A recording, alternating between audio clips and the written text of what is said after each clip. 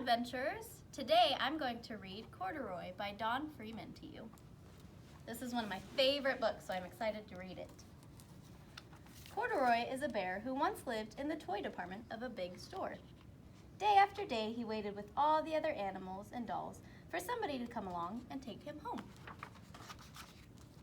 The store was always filled with shoppers buying all sorts of things, but no one ever seemed to want a small bear in green overalls. Then one morning, a little girl stopped and looked straight into Corduroy's bright eyes. "Oh, Mommy," she said, "look, there's the very bear I've always wanted." "Not today, dear," her mother sighed. "I've spent too much already. Besides, he doesn't look new. He's lost the button to one of his shoulder straps."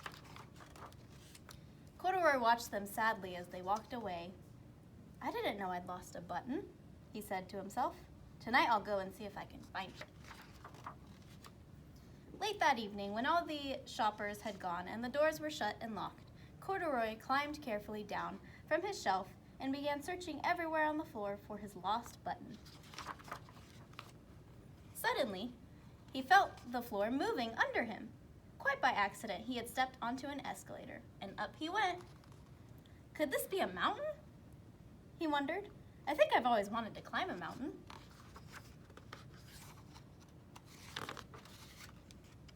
He stepped off the escalator as it reached to the next floor, and there, before his eyes, was a most amazing sight. Tables and chairs and lamps and sofas and rows of beds. "This must be a palace," Corduroy gasped. "I guess I've always wanted to live in a palace." He wandered around admiring the furniture. "This must be a bed," he said. "I've always wanted to sleep in a bed." And up he crawled onto a large, thick mattress. All at once he saw something small and round. "Why, there's my button," he cried, and he tried to pick it up. But like all the other buttons on the mattress, it was tied down tight. He yanked and pulled with both paws until pop!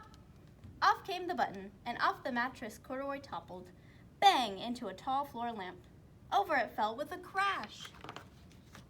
Corduroy didn't know it, but there was someone else awake in the store. The night watchman was doing his rounds on the floor above. When he heard the crash, he came dashing down the escalator. "Now who in the world did that?" he exclaimed. "Somebody must be hiding around here." He flashed his light under and over sofas and beds until he came to the biggest bed of all. And there he saw two fuzzy brown ears sticking up from under the cover. "Hello," he said. "How did you get upstairs?" The watchman tucked Corduroy under his arm and carried him down the escalator and set him on the shelf in the toy department with the other animals and dolls. Corduroy was just waking up when the first customers came into the store in the morning. And there, looking at him with a wide, warm smile, was the same little girl he'd seen only the day before. "I'm Lisa," she said, "and you're going to be my very own bear. Last night I counted what I've saved in my piggy bank, and my mother said I could bring you home." "Shall I put him in a box for you?" the saleslady asked. "Oh, no, thank you," Lisa answered, and she carried Corduroy home in her arms.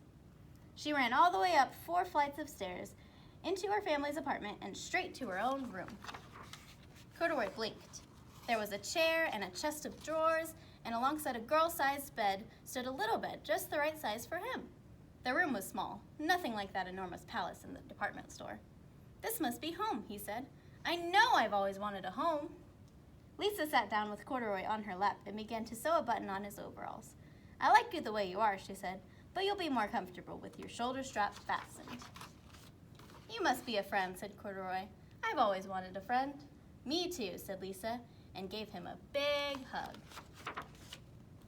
And that is one of my favorite books.